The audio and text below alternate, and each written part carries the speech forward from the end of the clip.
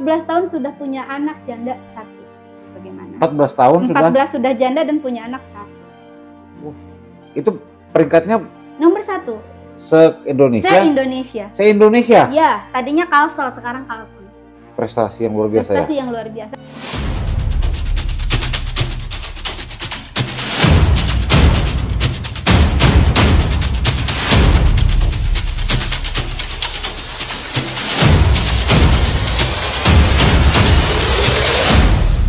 Assalamualaikum warahmatullahi wabarakatuh. Salam penegakan hukum, salam sahabat Kalibata. Selamat sore teman-teman sahabat Kalibata. Nah, sore ini Kalibata kedatangan tamu dari SP, Solidaritas Perempuan.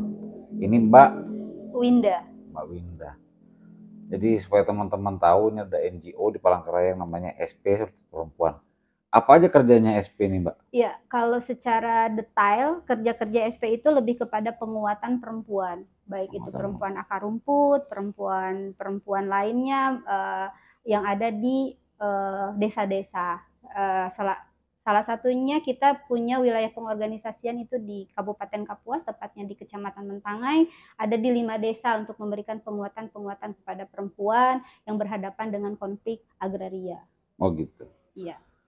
Tapi selain itu juga kita juga karena kita adalah organisasi perempuan, kadang-kadang banyak juga kasus-kasus yang datang seperti kasus-kasus kekerasan seksual, KDRT, KDP, kekerasan dalam pacaran gitu, biasa berkonsultasi, bahkan kita bantu untuk proses pemulihan secara psikologis, dan kita juga bekerja sama dengan salah satu psikolog di Kalimantan Tengah untuk bagaimana memberikan pemenuhan secara psikologi di terapinya gitu.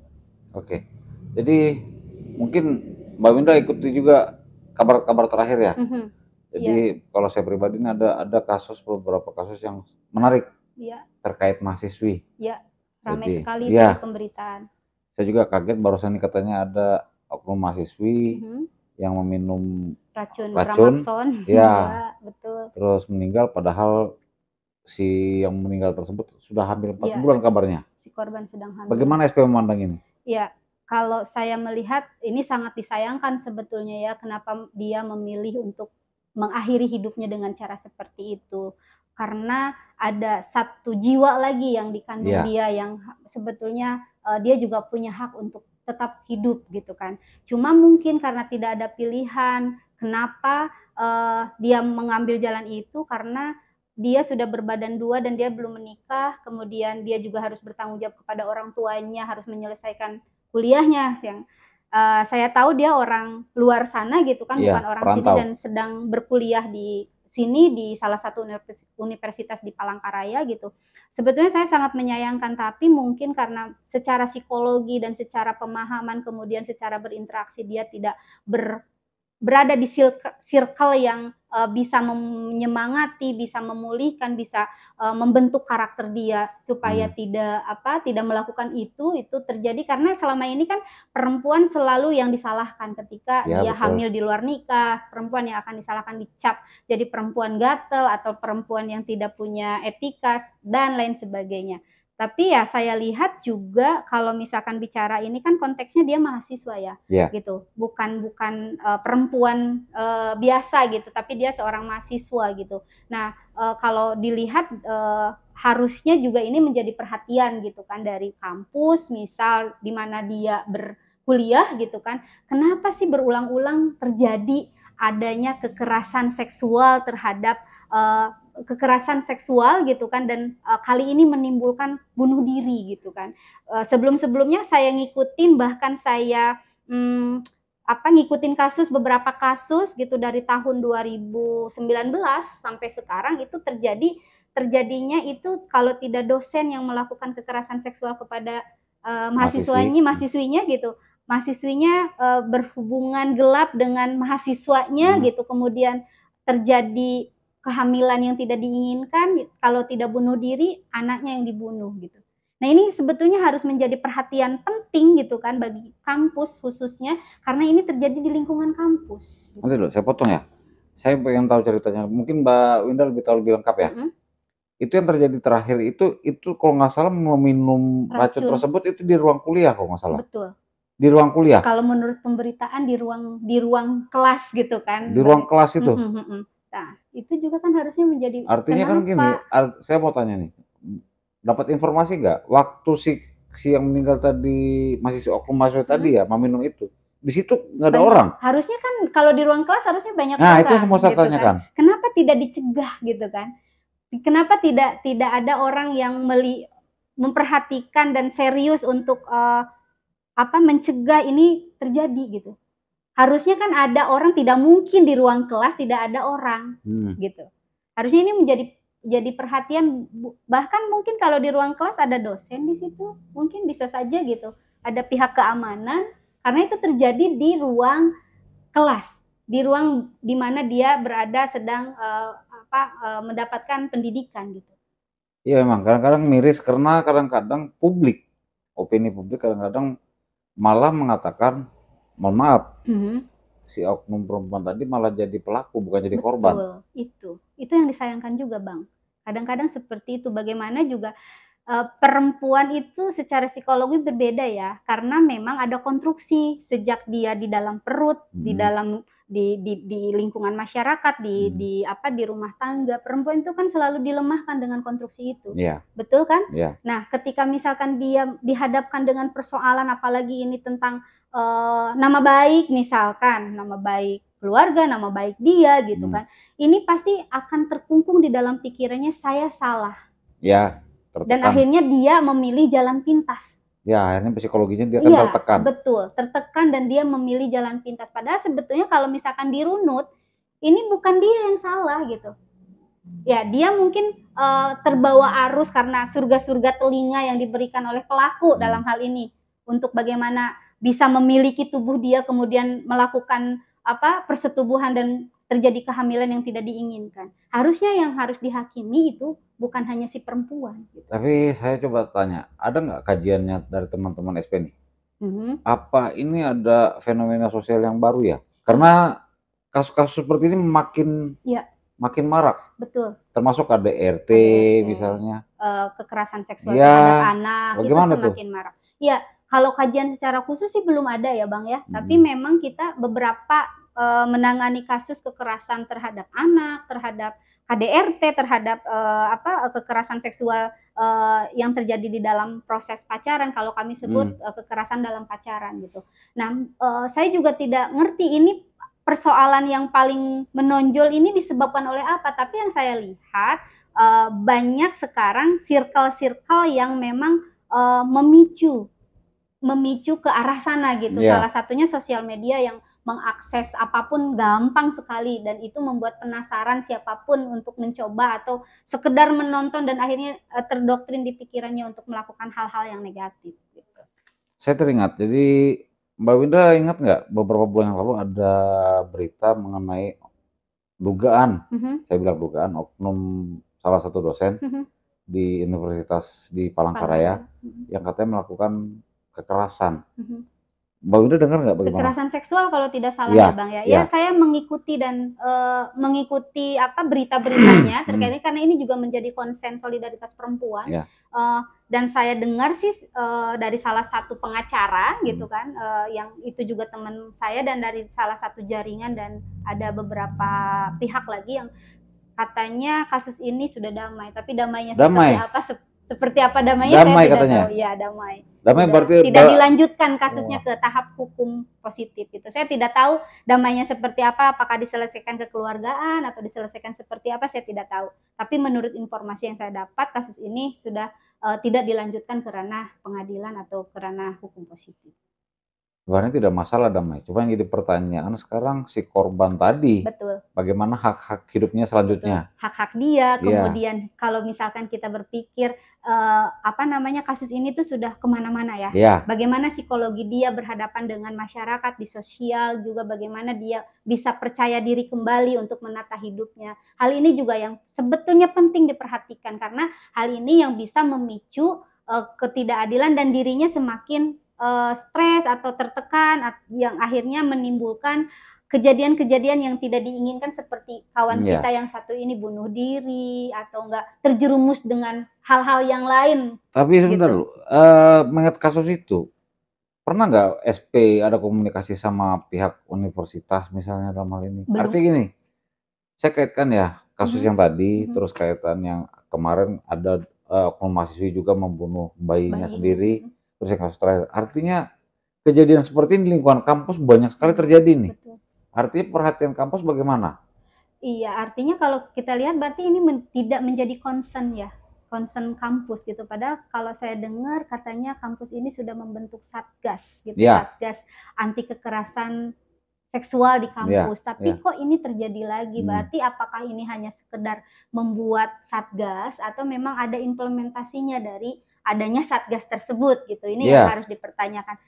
Secara detail kita belum pernah ya langsung datang ke Universitas Palangkaraya, misal mhm, ngobrol mhm, atau, audiensi mhm, menanyakan hal ini atau seperti apa, belum pernah sih, Bang. belum Tapi ya pernah ya? heeh, tapi, apa namanya, kasus-kasus yang terjadi ya saya mengikuti dan kasus yang tahun 2019, 2019 lah ya, yang pelakunya juga dosen itu kami yang nanganin gitu sampai sama kawan-kawan dari LBH juga gitu ya, yang nanganin, sampai ya selesai gitu dan sampai sekarang juga masih di secara psikologi masih kita pantau gitu bagaimana secara psikologis korban-korban ini melalui sosial media yang ada, karena ada yang sudah keluar, ada yang sudah di mana dan di mana, tapi kita masih menjalin komunikasi dengan para korban. Sepertinya SPI termasuk termasuk NGO yang berani nih. Saya Karena dengar gini, jadi mhm, gini, biasanya kita bicara sama masalah perempuan ya, tanda mhm, kutip, perempuan itu identik selalu jadi korban, mhm, ya kan? Nah, dia tidak mungkin jadi korban kalau yang melakukan posisi sosialnya di bawah dia, pasti betul, di atas. betul. Artinya SP selama ini dalam menolong para korban, mengadvokasi dan sebagainya ya, apa pernah mendapatkan tekanan atau intimidasi?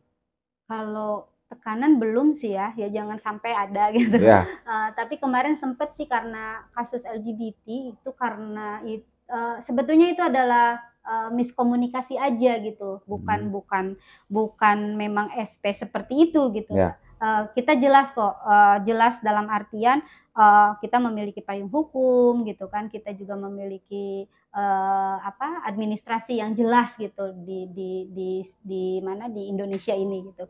Cuma lagi-lagi kan konteks, LGBT di Kalimantan iya. Tengah itu kan sangat riskan, tapi sebetulnya kita tidak apa ya, tidak ingin memperluas mereka, tapi bagaimana yang ada ini kita rangkul gitu kan, supaya mereka juga apa namanya, bisa hidup bersama masyarakat pada umumnya gitu. Ini yang menjadi apa ya, menjadi sorotan sampai rame di pemberitaan tuh terkait SP gitu, terkait solidaritas perempuan. Iya, dalam hal ini ya sebetulnya siapapun itu gitu kalau bicara tentang keadilan ya bicara konteks keadilan ya Bang, mau itu LGBT, mau itu perempuan, mau itu laki-laki ya kalau dia dirampas keadilannya ya harus diperjuangkan. Jadi kenapa saya bilang gitu, mungkin sama-sama tahulah NKRI ini Republik Indonesia Tercinta Betul, ini, kita kan keras juga dengan budaya. Di betul. budaya kita zaman dulu itu perempuan bahkan tidak boleh bersuara, Mhm, sama sekali ya. iya, Istilahnya kalau di adat mungkin dia di dapur doang. betul. Artinya pasti ada perlawanan terhadap yang namanya SP. Mhm. Tapi sampai sekarang masih aman nih. Iya, aman. Maksudnya gini, kita kan, bicara tentang tadi sih sempat diskusi juga tuh Mhm. tentang gender equality, Iya, ya, iya, kesetaraan gender tuh apa sih menurut iya, SP? Ya karena kita kan bukan ingin memerangi laki-laki ya, iya, tapi bagaimana, apa namanya, sistem budaya yang mengakar itu bisa equality, bisa setara, perempuan bisa mendapatkan kesempatan yang sama gitu kan, perempuan bisa mendapatkan pekerjaan, kesempatan bekerja yang sama, mendapatkan upah yang sama. Sementara sekarang itu kenyataannya adalah perempuan belum mendapatkan kesempatan. Kenapa saya bilang seperti itu, Bang? Misal nih ya, bicara tentang, pengambilan keputusan di ranah desa ketika ada proyek yang masuk. mhm. Apakah ada pelibatan perempuan di dalam rapat-rapat pengambilan keputusan? Tidak ada. Adapun perempuan hanya 30% Iya, keterwakilannya, kecil sekali. gitu, kecil sekali dan suaranya itu tidak terdengar. Mungkin nggak sampai 30% kali. Tidak sampai ya. Ya, Dan suaranya juga tidak terdengar. Adapun yang berbicara, oke, saya tampung, tidak diakomodir, apa sih maunya gitu kan. Nah, sementara tidak ada ruang-ruang khusus untuk perempuan. Itu sebetulnya juga yang kenapa sih kekerasan terhadap perempuan sekarang itu semakin tinggi, ya kan? Itu juga ada faktor dari situ. Bagaimana juga perempuan harusnya dilibatkan dalam ruang-ruang apapun itu, mau ruang pengambilan keputusan, mau ruang-ruang sosialisasi yang dibentuk di desa. Bicara tentang perempuan bukan perempuan yang sudah berumah tangga, tapi bagaimana perempuan kelompok-kelompok muda yang harus dibina, misalkan harus dikasih pengarahan bagaimana misal perempuan dari desa yang akan datang ke kota, gitu kan. Ini menjadi apa ya, hal yang menakutkan loh Bang. Perempuan di desa itu bukan saya ini ya mengijas gitu, tapi secara pergaulan itu hanya di lingkup situ gitu. Secara bicara tentang moral itu hanya bicara tentang keluarga, bagaimana mendidik mereka gitu kan. Dia tidak pernah datang menginjakan kaki ke kota. Ketika hingar-bingar kota ini mempengaruhi hidupnya, terjadilah itu surga-surga telinga masuk ke telinga dia hingga bisa diperdaya. Nah, ini juga harus menjadi perhatian dinas-dinas terkait bagaimana edukasi di desa itu sampai supaya tidak terjadi lagi tuh bunuh diri, tidak terjadi lagi itu kehamilan yang tidak diinginkan, tidak terjadi lagi itu KDRT, nikah muda. Sekarang Kalteng ini nomor 1 perkawinan anak, Bang. Nomor 1? Nomor 1, Bang. Di wilayah pengorganisasian SP di Kecamatan Tadi Mentangai itu umur 17 tahun paling besar. Bayangkan, 17 tahun itu paling besar, berarti 16, 15, 13 itu sudah dinikahkan. 14 tahun sudah punya anak janda 1. Bagaimana? 14 tahun 14 sudah janda dan punya anak 1. Wah, itu peringkatnya nomor 1. Se-Indonesia? Se-Indonesia. Se-Indonesia? Ya, tadinya Kalsel, sekarang Kalteng. Prestasi yang luar biasa. Prestasi yang luar biasa. Itu juga, makanya tadi saya bilang edukasi kepada kaum-kaum muda, anak-anak muda ini penting disuarakan di pedalaman sana, di desa-desa sana gitu. Kalau bicara tentang bagaimana pembangunan di Kalteng itu harus ada perempuan, keterlibatan perempuan atau suara perempuan atau perempuan berkontribusi dalam pembangunan Kalimantan Tengah. Nah, kalau kejadiannya anak 14 tahun sudah menjadi janda dan dia tidak punya hak untuk mendapatkan pendidikan, itu seperti apa? Wah, penjelasan Mbak Winda luar biasa. Jadi gini, mungkin melalui podcast ini kita juga mengharapkan SP lebih bisa berkiprah ya. Jadi Mbak Winda kantor di mana nih? Kami kantor di Jalan Kencana 5 nomor 19 di daerah Raja Wali. Jam kerja tuh ya? Jam kerjanya itu kita tidak menentu ya. Kadang-kadang tengah malam ada kasus kekerasan ya kami turun. Oke, nanti saya share nomor kontaknya. Nomor kontak hotline ya. Ya, biar nanti artinya gini, kita tidak ngerti entah dari pelosok sebelah mana orang perlu bantuan, Mbak. Betul. Artinya kita mengharap SP juga bisa lebih berkiprah, lebih banyak membantu, apalagi mengedukasi. Ya, saya sepakat sekali dengan mengedukasi. Saya nggak bisa bayangkan tadinya 14 tahun jadi janda anak 1. Bagaimana lagi, Mbak? Karena umur 14 tahun sendiri secara undang-undang belum dewasa itu. Belum dewasa, secara pemikiran dia masih belum dewasa. Bagaimana dia mau mendidik anak sementara dia juga masih anak-anak. Oke deh. Oke Mbak Winda, makasih banyak atas waktunya. Jadi siapa tahu ada masalah-masalah yang bisa kita tolong, kita berkolaborasi boleh. Baik. Oke, terima kasih. Demikian dulu sahabat Kalibata. Terima kasih atas perhatiannya. Kalau ada apa-apa yang menyangkut masalah perempuan dapat menghubungi nanti Mbak Winda. Nanti di video nanti ada nomor kontak dari kantor atau kontak person dari beliau. Baik. Terima kasih dulu. Salam penegakan hukum. Salam sahabat Kalibata. Assalamualaikum warahmatullahi wabarakatuh.